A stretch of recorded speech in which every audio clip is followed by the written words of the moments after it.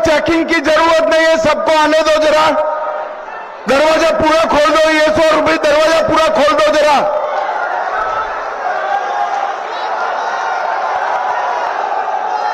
क्यों भाई, साल बोनी वालों की आवाज को क्या हो गया है? ये ममता दीदी को निकालना है या नहीं निकालना है? घुसपैठिया मुक्त बंगाल बनाना है या नहीं बनाना है? तो साल बोनी वालों, ऐसी आवाज नहीं चलती भाई। मेरे साथ सभी लोग हाथ उठाओ जरा, उठाओ हाथ। इस ओर भी धूप में खड़े वो भी उठाए। विजय के संकल्प की मुट्ठी बींचो और प्रचंड आवाज से बोलो, जय श्री राम, जय जय श्री राम, भारत माता की वंदे वंदे वंदे। मंच पर उपस्थित श्री तूफान मेहता जी, जिला अध्यक्ष भाजपा, गजेंद्र यादव जी, मंत्री छत्तीसगढ़ सरकार दिनेश चंद्र गोस्वामी जी, जिला प्रवासी नीलांजन अधिकारी जी, बबलू बरम जी, तपस मिश्र जी, मदन दुर्दास जी, धीमान कुमार कोले जी, अनिरुद्ध डे जी, गौतम कौरी जी, चिन्मय पात्रा जी, बहन डिमजिम सिंह जी, रंजीत सेन जी, शंपा भट्टाचार्य जी, और आज सालबोनी की इस विराट सभा में आए हुए प्यारे भाइयों बहनों माताओं और मेरे जिगर के टुकड़े जैसे युवा मित्रों, आप सभी को राम राम।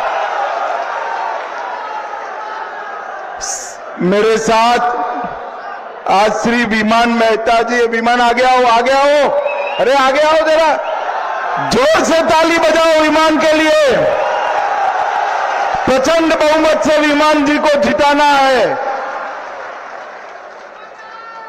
पश्चिम मेदिनीपुर में सबसे पहले सालबोनी के बाबा वसंतरैया शिव मंदिर, बाबा सिद्धेश्वरनाथ शिव मंदिर, शंका माता मंदिर, ओमकारेश्वर शिव मंदिर, इसको प्रणाम कर मेरी बात की शुरुआत करता हूं।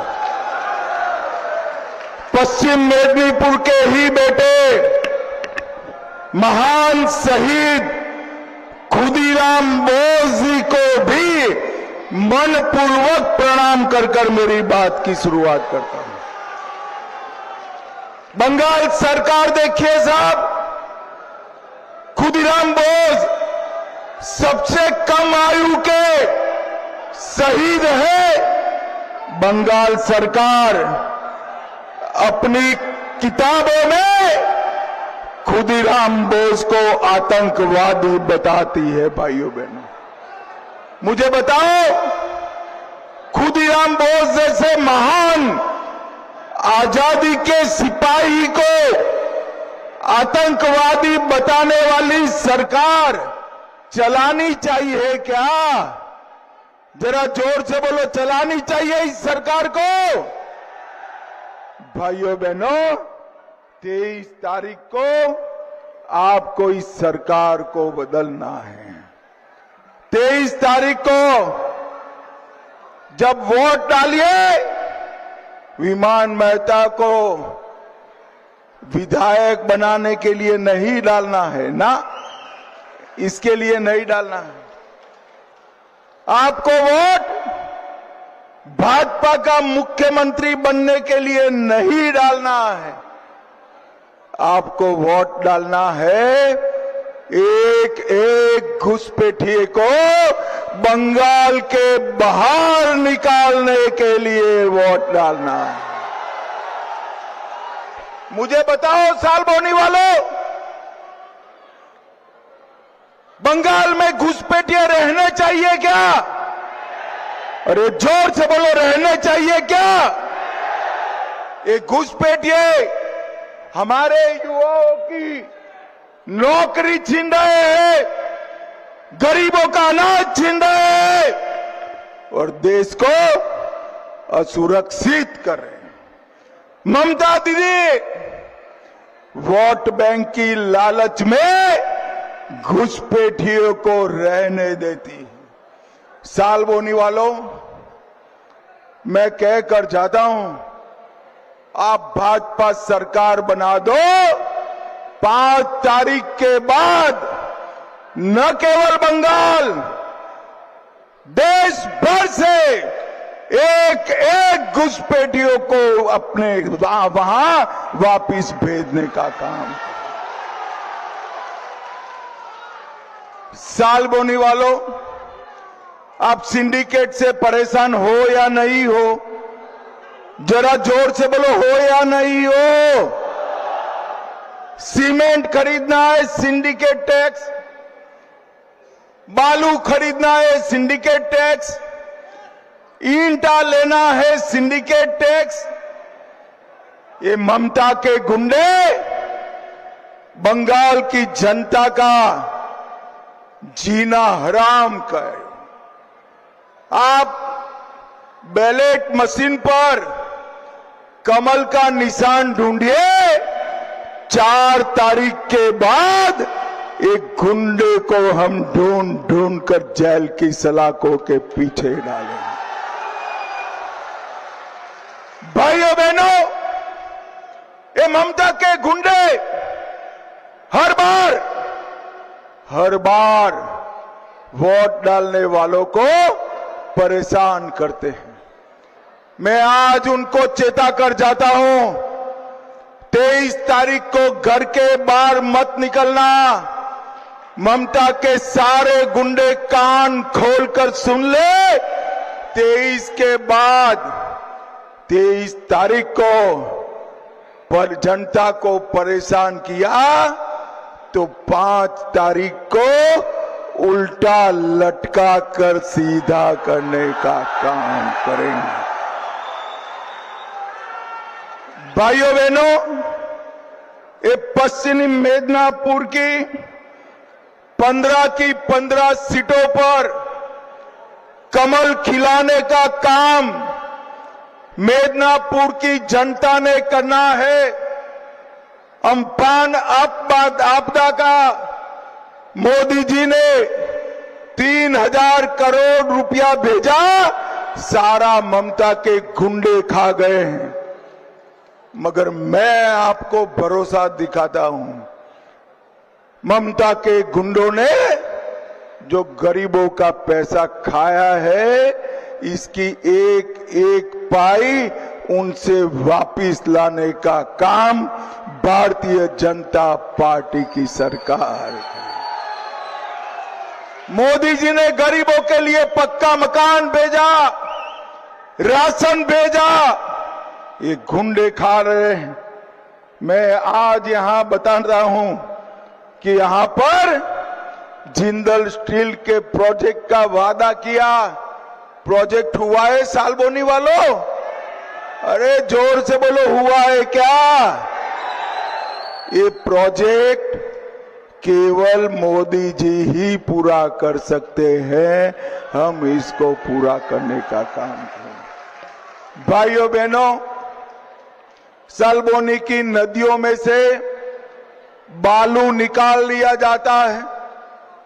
अब भाजपा सरकार बना दो, एक कंकर भी चुराने नहीं देंगे, एक कंकर भी चुराने नहीं देंगे। ममता दीदी के शासन में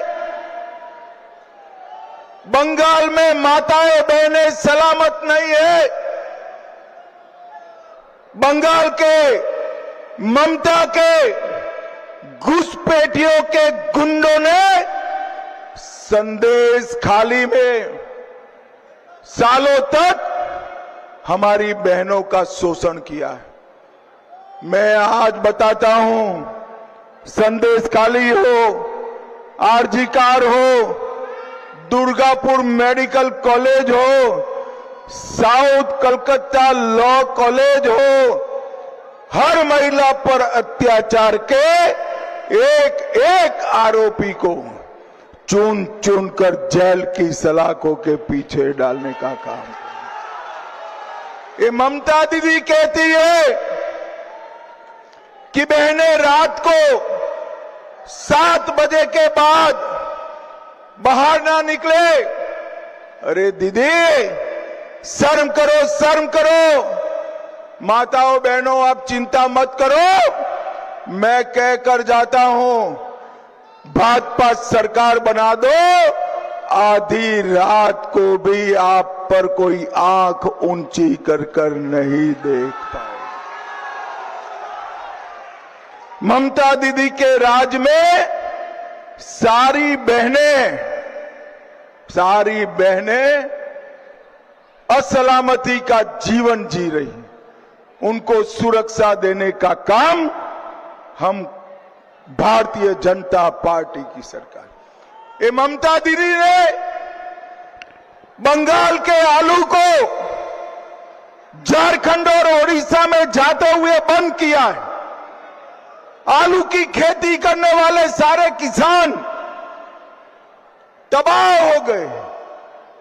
मैं आज आलू की खेती करने वाले किसानों को कहता हूं, 5 तारीख के बाद आपका आलू झारखंड ओडिशा जाएगा, आपको पूरा दाम मिलेगा।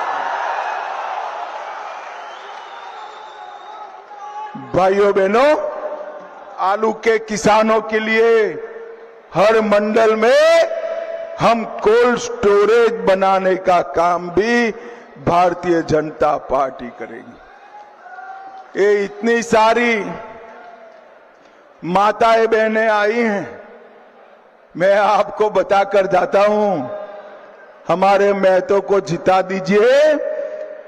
मई महीने के बाद हर पहली तारीख को हर दीदी लोगों के अकाउंट में हर महीना 3000 रुपया जमा करने का काम है।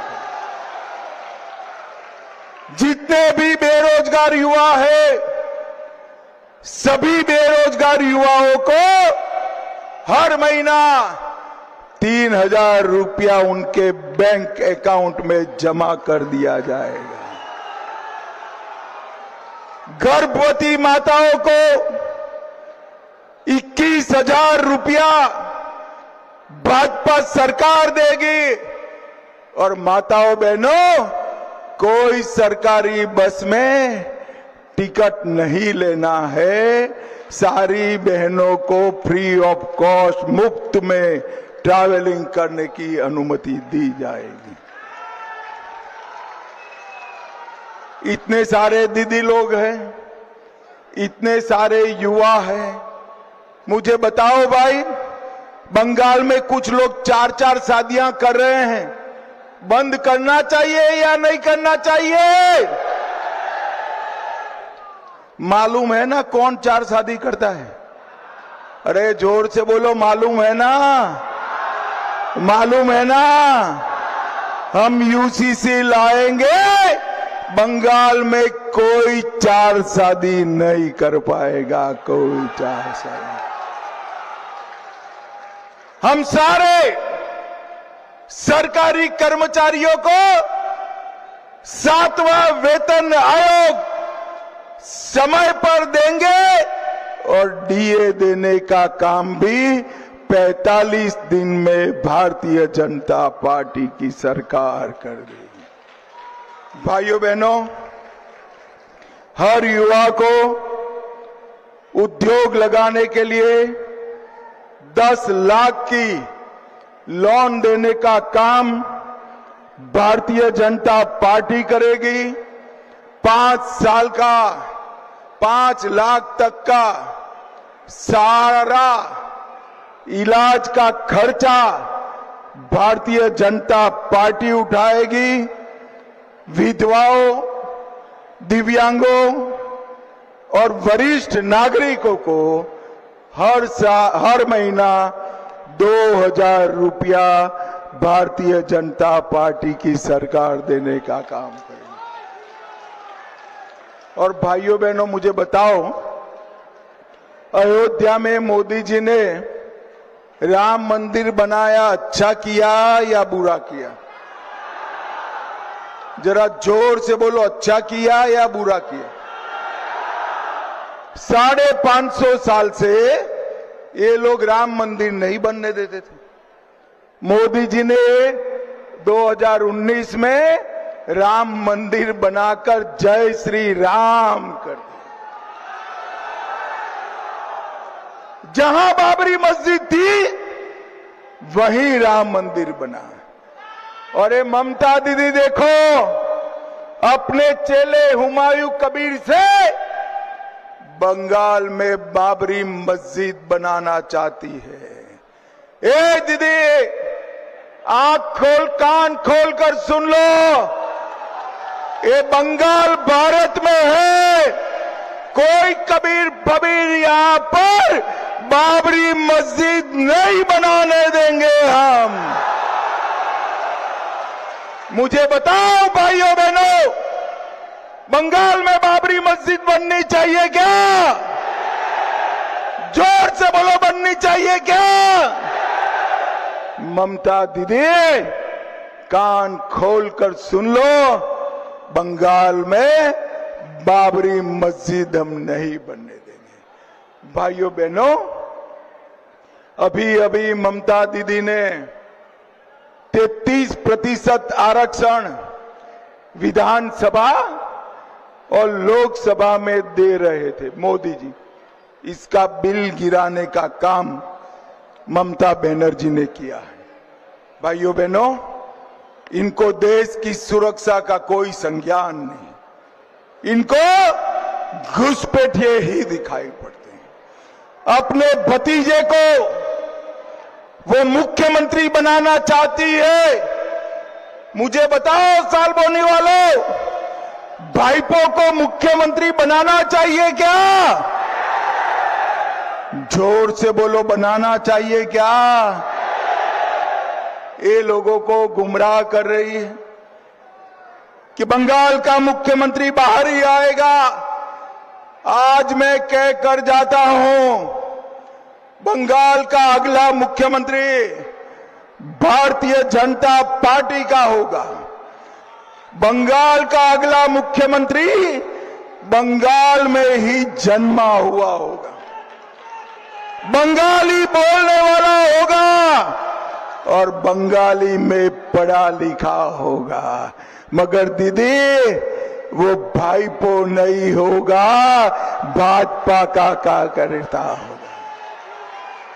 मुझे बताओ भाइयों बहनों, 23 अप्रैल को कमल के निशान पर बटन दबाएंगे क्या?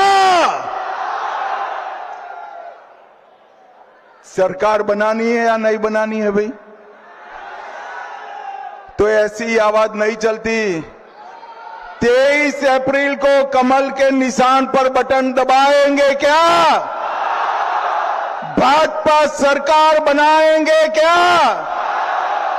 मोदी जी के हाथ मजबूत करेंगे क्या? घुसपैठियों को चुन चुन कर निकालेंगे क्या?